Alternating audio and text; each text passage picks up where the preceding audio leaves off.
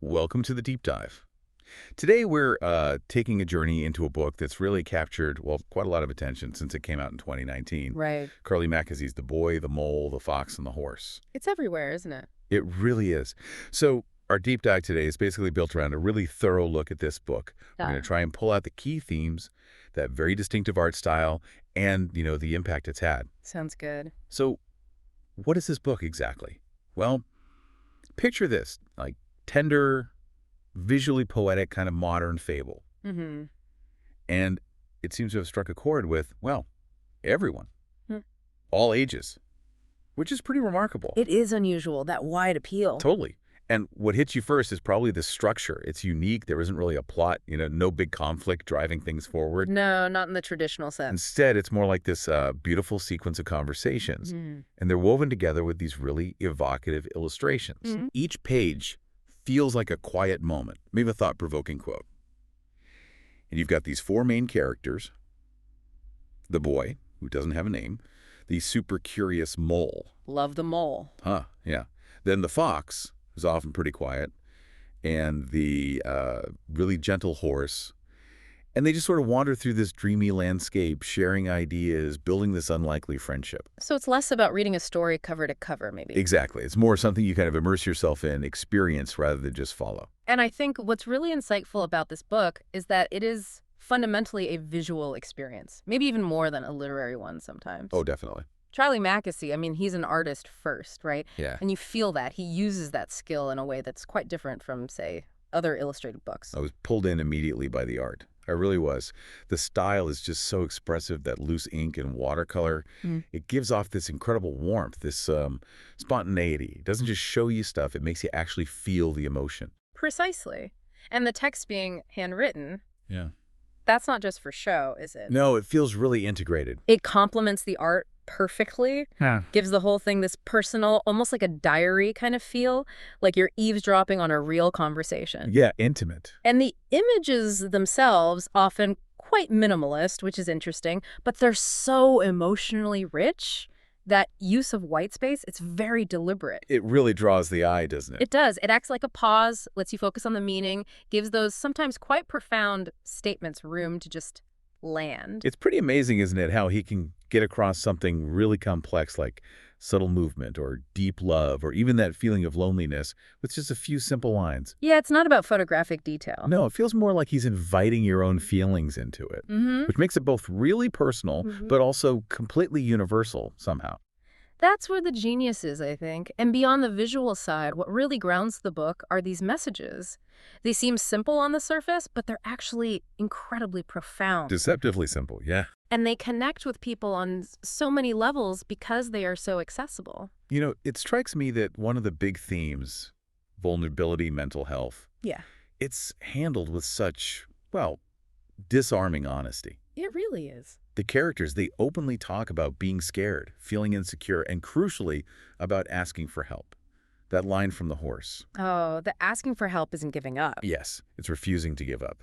That really stayed with me. How do you think that approach makes these tricky topics feel, well, safer for people? That's a great question.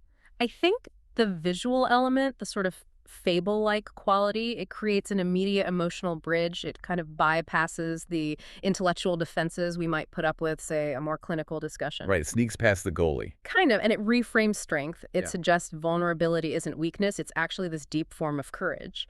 And within that, you see kindness playing out through each character differently. It's lovely. The mole is just so wonderfully childlike, always hopeful. Always wanting cake. Huh, yes. And the fox. Yeah, the fox starts off quite hurt, quite guarded, but then slowly learns to trust, becomes protective. And then you have the horse, calm, wise, often delivering those really impactful truths. It's like this mosaic of compassion, Mhm. Each piece is different, but together they build this bigger picture of empathy. It really is like that. And threaded through all of this is that powerful theme of friendship and love. Yeah. The bond between them, it constantly puts connection way above things like achievement or success. There's that amazing moment the boy asks, what do you think success is? And the mole just says, To love. just that. So simple, so Yeah. powerful.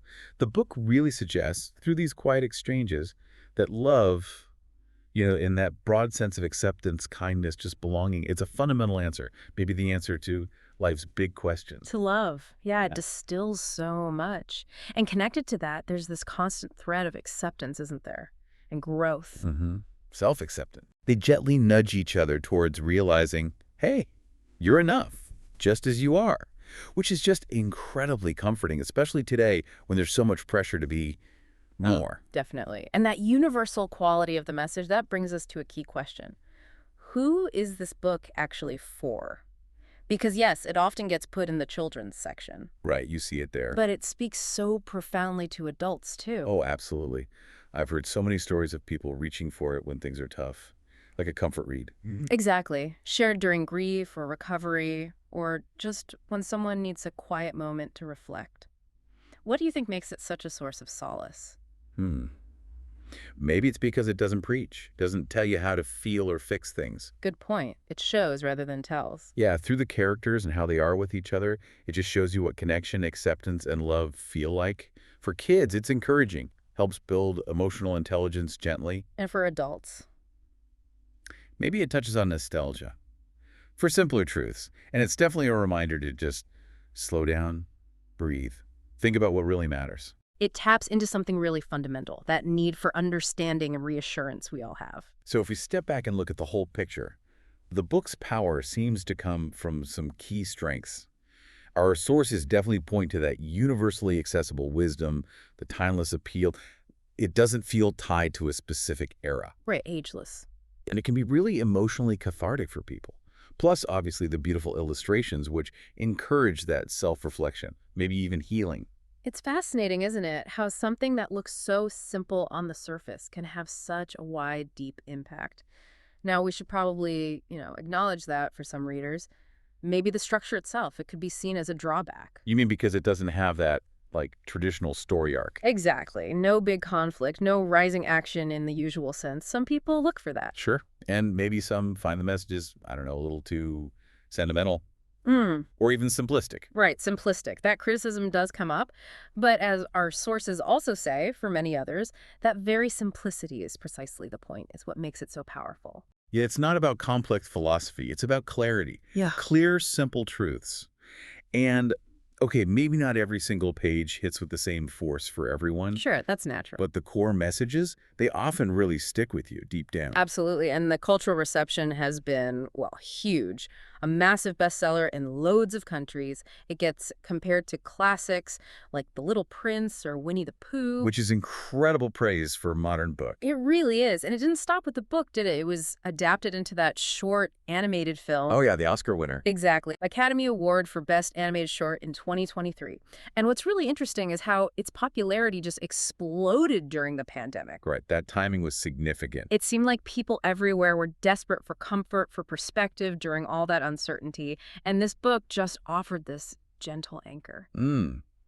So to kind of wrap up our deep dive here, The Boy, the Mole, the Fox, and the Horse, it really feels less like a book you read once and put away, doesn't it? Definitely more of a companion. Yeah, a companion, something you return to. In quiet moments when you need to reflect, or even when things are just hard, the messages feel timeless, genuinely healing sometimes, and they're delivered with this real gentleness through the art and those deceptively simple words. Which kind of leads to a final thought, maybe for you, our listener, to consider.